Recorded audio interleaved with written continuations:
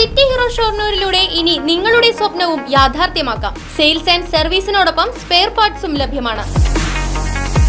സന്ദർശിക്കൂ ഹീറോയുടെ ഓതറൈസ്ഡ് ഷോറൂമായ City Mobiles. City Mobiles, bypass road, Shoranur.